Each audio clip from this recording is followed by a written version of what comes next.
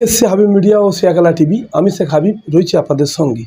যেসব সোনার দোকানদাররা আছেন যারা কারিগর নিয়ে কাজ করে দেশ বিদেশে, কারণ যেসব কারিগররা ধরুন রাতের বেলা যাচ্ছে কোনো কারিগর, যে দাদা আমি কাজ করো, যে তোমার নাম কি, বাড়ি কোথায়, বলছে আইডেন্টি কার্ড দেখাও, আধার কার্ড দেখাও, বলছে হ্যাঁ দেখাচ্ছি, বা বাবার সঙ্গে কথা বলাবো, দাদার সঙ্গে এই কথা বলে গতকাল একটা ঘটনা ঘটেছে। ও কারিগর একটা কাজে যায়, যে বলে আমি কাজ করব, বাড়ির নাম বাবার নাম বলার পর বলে সকালে বাবার সঙ্গে কথা বলাবো।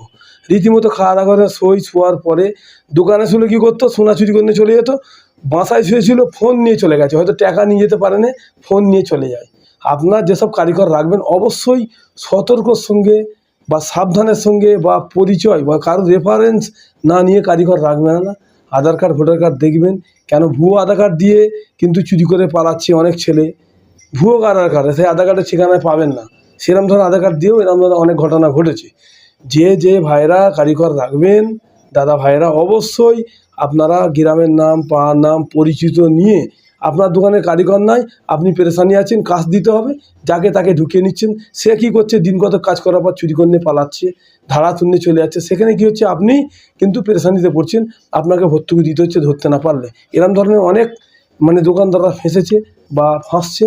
আপনারা যে যেখান থেকে দেখছেন অবশ্যই কমেন্ট মধ্যে জানাবেন। আর যারা কারিগর নেবেন অবশ্যই ভালো করে খোঁজ খবর নিয়ে নেবেন।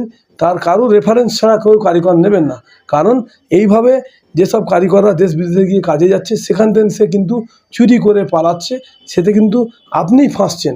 আপনারা সকলে যে ভিডিওটা দেখছেন অবশ্যই এই ভিডিওটি ব্যাপক শেয়ার করুন। আপনাদের মূল্যবান মতামত কমেন্ট বক্সে জানাবেন।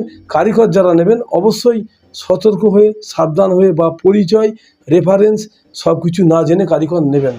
যে ছেলেটি এই ঘটনা ঘটিয়েছে তার বাড়ি হচ্ছে বহরমপুর গ্রাম। বাবার নাম ইরশাদ আলী, ছেলেটির নাম হচ্ছে মহাসিন। এই ছেলেটি কিন্তু চোর। যারা চোর তাদের মুখের ভাষা কথা খুব সুন্দর, আপনি ভাবতেই পারবেন না যে ওর কোথায় বাড়ি জিজ্ঞাসা করবো বা ওর আইডি কার্ড নেবো।